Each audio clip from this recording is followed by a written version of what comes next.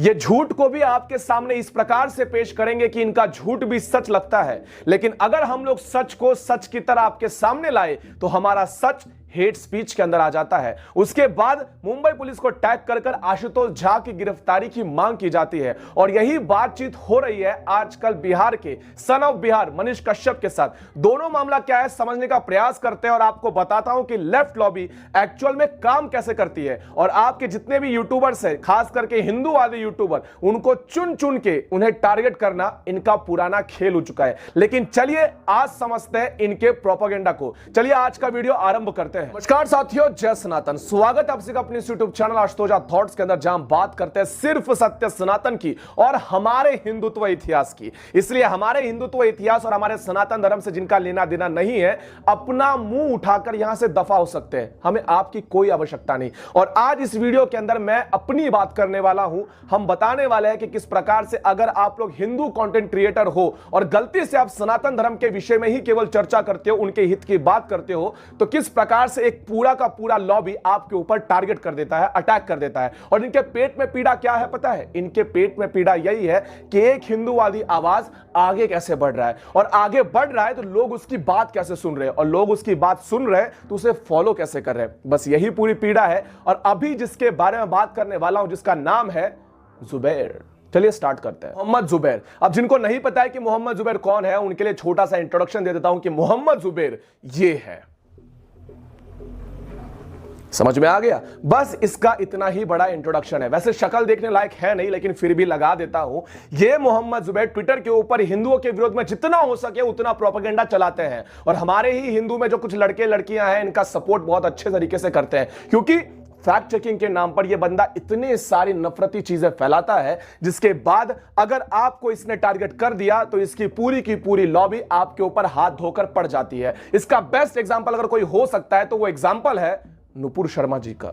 नुपुर शर्मा जी के विषय में आप लोगों को सबको ज्ञात होगा कि आज से 8-9 महीने पहले जो घटनाक्रम हुआ था और जिस चीज को कोर्ट उन्होंने किया था, उसके अनुसार, मोहम्मद जुबैर के अनुसार, ये सारी की सारी चीजें हेट स्पीच थी। वो बात अलग है कि उन्होंने जो भी कोर्ट किया उनके ही ग्रंथ से लिखा हुआ, उनके ही कुरान से लिया हुआ, लेकिन ये सारी चीजें नफरती बयान के अंदर आती है और ऐसा कहकर पूरा का पूरा लॉबी उनके पीछे लगवा दिया। और नुपुर शर्मा कहां है यह आप लोग बखूबी जानते हैं। मोहम्मद जुबैर भले ही खुद हेट स्पीच के मामले में सबसे आगे हो, हिंदुओं के विरोध में, फिर चाहे हनुमान जी को लेकर हो, रामायण को लेकर हो और अन्य किसी चीजों को लेकर हो, बहुत सारी चीजें इसके फेसबुक के ट्वीट हो गए, इसके बाद ट्विटर के ऊपर ट्वीट हो गए, बहुत सारी चीजें की वजह से ये जेल भी जा चुका है। लेकिन जैसे ही जेल जाने लगा, सारी की सारी चीजें डिलीट कर दी। भाई दोगलापंथी का चेहरा ऐसा होता है क्या?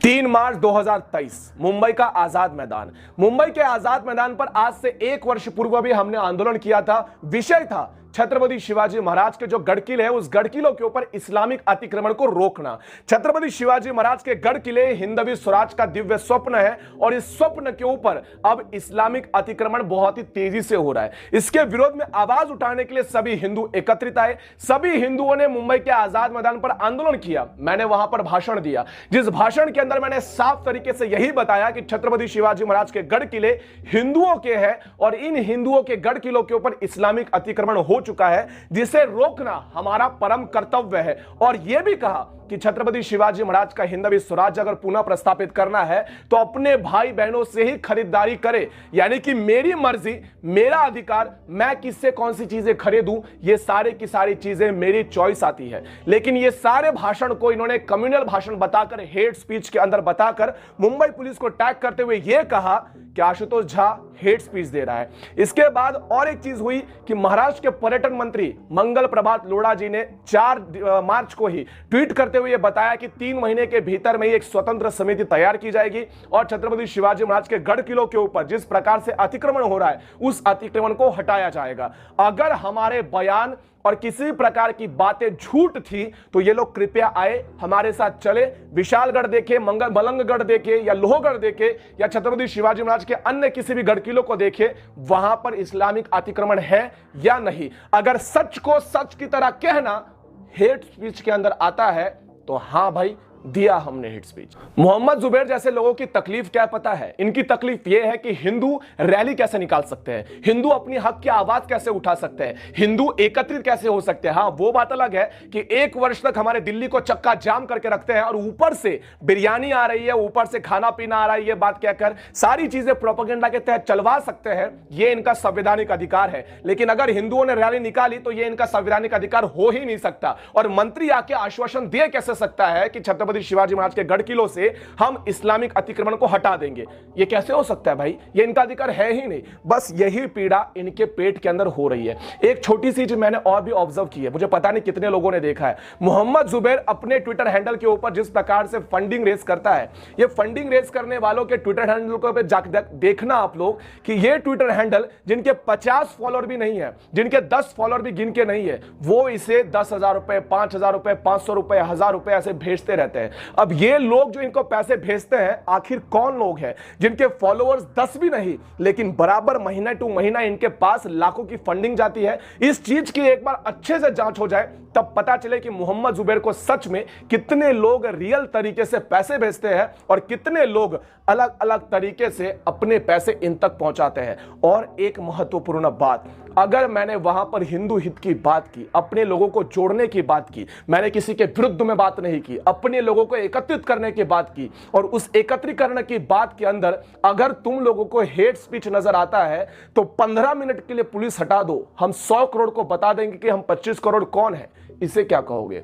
सर तन से जुदा कहते हुए कमलेश तिवारी, कन्हैया लाल और न जाने कितने सारे लोगों की गर्दन हटा दी, इसे तुम लोग क्या कहोगे? मोदी को हराना है तो मोदी को खत्म कर दो, मार दो, गाड़ दो, काट दो, ये भाषण कितने बार चले हैं, इसे तुम क्या कहोगे? दरअसल बात यह है कि हिंदू अगर अपने हक की आवाज उठाए तो उसे पूरी तरह से कम्युनल बता देना, हेट स्पीच के अंदर डाल देना, और यह सारा प्रोपेगेंडा अब आशुतोष झा के साथ हो रहा है। लेकिन मुझे तुमसे घंटा फर्क नहीं पड़ता। अब बात करते हैं सन ऑफ बिहार यानी कि मनीष कश्यप के बारे में। जिनको नहीं पता है कि मनीष कश्यप कौन है, उन्हें बता दो कि मनीष कश्यप बिहार के सच तक न्यूज चलाने वाले एक न्यूज रिपोर्टर है या न्यूज एंकर है। इनके यूट्यूब के ऊपर एक चैनल है जहां पर 6 मिलियन से ज्यादा उनके सब्सक्राइबर है, यानी कि 60 लाख से ज्यादा उन्हें रोज लोग सुनते हैं। बिहार के मजदूरों के ऊपर अत्याचार हो रहे हैं, अन्याय हो रहा है, उनको भाषा के लेकर मारपीट की जा रही है। ऐसे वीडियोस जब वायरल हुए थे तब मनीष कश्यप बिहार से नीचे पहुंचे और वहां पर रिपोर्टिंग की, वहां के लोगों से बातचीत की, और उन्हें बातचीत में पता चला कि मजदूरों की प्रताड़ना क्या है, उनकी यातनाएं क्या है। उसी सारी चीजों को यूट्यूब पर डाला गया। उसके बाद ये सारी की सारी चीजें फेक है, बिहारी मजदूर के साथ ऐसा कुछ हो ही नहीं रहा, जबकि वहां के मजदूरों ने स्वयं अपने मुंह से कहा, ना कि मनीष कश्यप ने हवाई बातें और चेन्नई के अंदर हो रही घटना को बिहार के अंदर से रिपोर्ट किया। नहीं, वो चेन्नई गए, वहां के लोगों से बातचीत की और लोगों ने बताया कि हां हमारे साथ ऐसा कुछ हो रहा है। और कुछ लोग हैं जो आप लोगों को कभी ना कभी हिंदू धर्म को तोड़ने के लिए जाति में बांटेंगे, कुछ नहीं मिला तो भाषा में बांटेंगे, और मनीष कश्यप के विरोध में आवाज उठाना आरंभ हो गया। मोहम्मद जुबैर ने ही मनीष कश्यप के विरुद्ध में ट्वीट किए थे और ट्वीट करके यह बताया था कि मनीष कश्यप झूठे वीडियोस बना रहा है, जो लोग वहां पर है वो सभी के सभी झूठे हैं, बिहारी मजदूर के साथ ऐसा कुछ हो ही नहीं रहा। उसके बाद क्या था, उनके ऊपर एफआईआर रजिस्टर्ड किया गया और उसके पश्चात मनीष कश्यप के फोटोज वायरल किए गए। उस फोटो के अंदर आरएसएस के कपड़े उन्होंने पहने थे। अब आरएसएस के कपड़े पहने तो इनके पेट में तो अपने आप कीड़ा आ ही जाएगा, पेट में दुखना तो स्टार्ट हो ही जाएगा, क्योंकि इनके बाप इंटरनेशनल मीडिया में जाकर जिस प्रकार से आरएसएस को आतंकवादी संगठन बनाने के लिए एड़ी चोटी का जोर लगाते हैं, तो इनके मन में आरएसएस के लिए घृणा ना हो, ऐसा हो ही नहीं सकता। इसके पश्चात क्या था, ट्विटर हैंडल के जो मनीष कश्यप का था उसे डिलीट कर दिया जाता है। और सबसे हैरानी की बात यह है कि मनीष कश्यप जो कि पब्लिक फिगर है, उस बंदे का ट्विटर हैंडल डिलीट कर दिया जाता है और लोग फेक ट्विटर हैंडल तैयार करते हैं और ये बताते हैं, उनके विरुद्ध में ट्वीट किया जाता है, उनके विषय में ट्वीट किया जाता है। और बिहार सरकार किसके ऊपर एफआईआर फिर से रजिस्टर कर देती है? रियल मनीष कश्यप के ऊपर।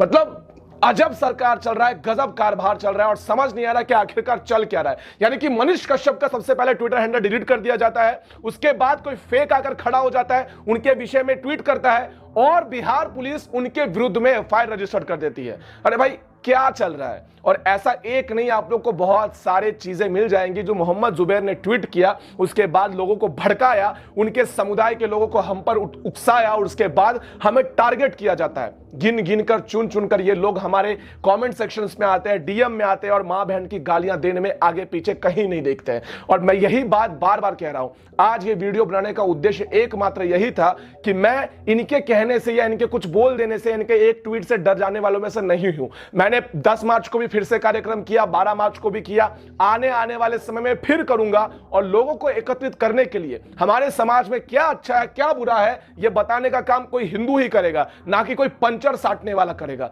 बात खत्म। और यही सारी चीजें हैं और अब आप लोग का सहकार्य, आप लोग का सपोर्ट हमें चाहिए, क्योंकि इन्हें करोड़ों की फंडिंग आ जाती है, हमें किसी का फंडिंग नहीं है या किसी पॉलिटिकल पार्टी का बैकबोन हमारे सपोर्ट नहीं है। हम अकेले खड़े हैं और आप लोग के बलबूते पर खड़े हैं। मेरी सब्सक्राइबर्स, मेरे लोग, मेरे जितने भी भाई सनातनी हैं जो मुझे निश्चय प्रेम से प्रेम करते हैं, अपने हृदय से प्रेम करते हैं, वही मेरी ताकत है, मुझे कोई और नहीं चाहिए। बाकी जो बात है मनीष कश्यप के विरोध में कौन है मुझे नहीं पता, लेकिन मैं उनके सपोर्ट पे हूं। तो अगले वीडियो के अंदर मिलता हूं सनातनियों, तब तक के लिए सुन बे जुबैर, जय सनातन।